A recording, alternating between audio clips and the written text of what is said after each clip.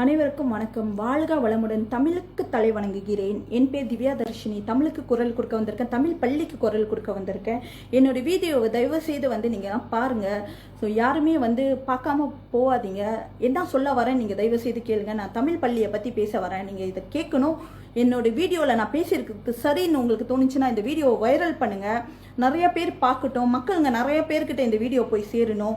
இருங்க, உங்ககிட்ட நான் ஒரு லிஸ்ட்டு காமிக்கிறேன். இந்த லிஸ்ட்டு படி நீங்கள் பாருங்கள். உங்களுக்கு தெரியலன்னா நான் இந்த வீடியோவோட இந்த லிஸ்ட்டை நான் போஸ்ட் பண்ணுவேன். அப்போ உங்களுக்கு தெரியும் நான் இந்த லிஸ்ட்டில் என்ன இருக்குது அப்படின்னு உங்களுக்கு தெரியும்.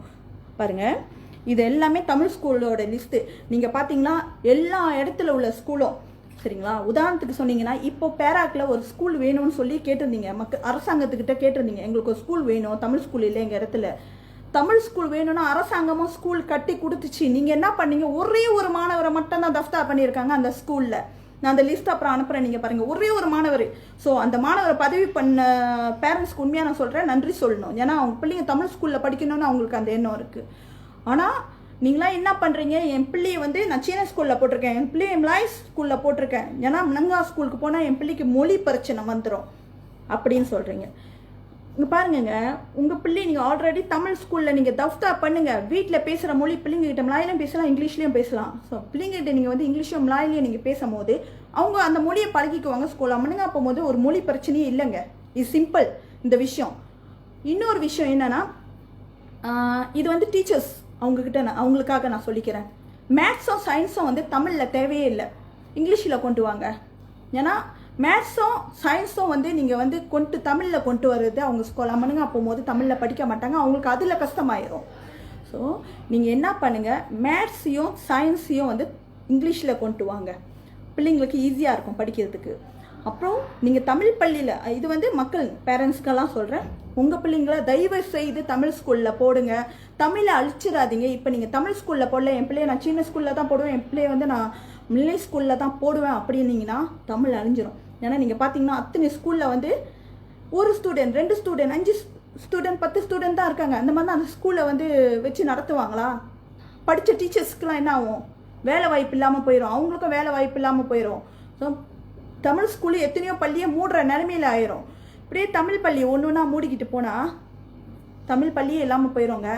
அப்புறம் நம்மளோட தமிழ் கலாச்சாரமே போயிடும். இப்போ நீங்கள் பார்த்தீங்கன்னா தமிழ் ஸ்கூல் படிக்கிறதுனால தான் அங்கே தேவாரம்லேருந்து தமிழில் என்னென்ன இருக்குது எல்லாமே அவங்க சொல்லி கொடுக்கறதுனால நம்ம பிள்ளைங்க அந்த கல்ச்சரோடு வாழ்கிறாங்க.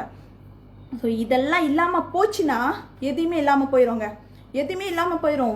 வருத்தப்படுறது இப்போ நீங்கள் வருத்தப்பட மாட்டீங்க. இப்போ நம்மளுக்கு பெருமையாக இருக்கும், நம்ம பிள்ளையை சீன ஸ்கூலில் போட்டோம், மில்லை ஸ்கூலில் போட்டோம், என் பிள்ளை நல்லா இங்கிலீஷ் பேசுது, சீன பேசுது அப்படின்னு நம்மளுக்கு பெருமையாக இருக்கும். ஆனால் வருங்காலத்தில் தமிழ் மொழியை அழிய போகும்போது உங்களுக்கு வருத்தமாக இருக்கும். ஐயோ நம்ம தமிழில் போடாதது தப்பு. ஏன்னா என் பேரண்ட்ஸ் பண்ண தப்பை நீங்களாம் பண்ணிடாதீங்கன்னு நான் சொல்ல வரேன். நான் தமிழ் ஸ்கூல் இல்லை, ஆனால் இந்த அளவுக்கு நான் பேசுகிறேன், தமிழுக்கு நான் குரல் கொடுக்குறேன்னா எனக்கு தமிழ்னா அவ்வளோ பிடிக்கும். நானே தமிழை படிச்சுக்கிட்டு இருக்கேங்க, கொஞ்சம் கொஞ்சமாக படிச்சுக்கிட்டு இருக்கேன். ஸோ அதனால தான் உங்ககிட்டலாம் நான் சொல்கிறேன், தயவு செய்து உங்கள் பிள்ளைங்களெல்லாம் போயிட்டு நான் அந்த லிஸ்ட்டு அனுப்புகிறேன். அந்த ஸ்கூல்லலாம் எங்கெங்கே எந்தெந்த ஸ்கூலில் ஸ்டூடெண்ட் குறவாக இருக்காங்களோ நீங்கள் பாருங்கள், அந்த ஏரியாவில் நீங்கள் இருந்தீங்களா தயவு செய்து போய் உங்கள் பிள்ளைங்களை தமிழ் ஸ்கூலில் தஃப்தார் பண்ணுங்கள், தமிழ் ஸ்கூலுக்கு அனுப்புங்க. மொழி ஒரு பிரச்சனையே இல்லைங்க, நீங்கள் வீட்டில் பேசுங்க, அவங்க பழகிக்குவாங்க.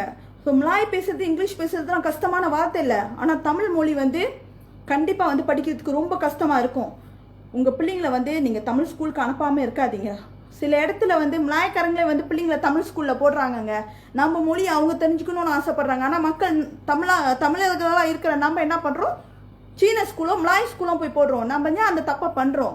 ஸோ நீங்கள் அந்த தப்பை பண்ணாதீங்க. தயவு செய்து கையெடுத்து உங்களெல்லாம் கூப்பிடுறேன், உங்கள் பிள்ளைங்களை தயவு செய்து தமிழ் ஸ்கூலில் போய் தஃப்தார் பண்ணுங்கள்.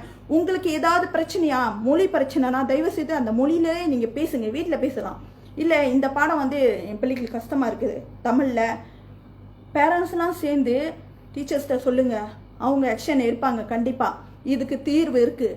ஸோ எந்த விஷயத்துக்கும் தீர்வு இல்லாமல் இல்லை. தமிழ் ஸ்கூல் கேட்குறீங்க, அரசாங்கம் கட்டி கொடுக்குத இது தமிழில் இல்லை, இங்கிலீஷில் வந்தால் நல்லா இருக்கும் அப்படின்னு கேட்டால் செய்ய மாட்டாங்களா?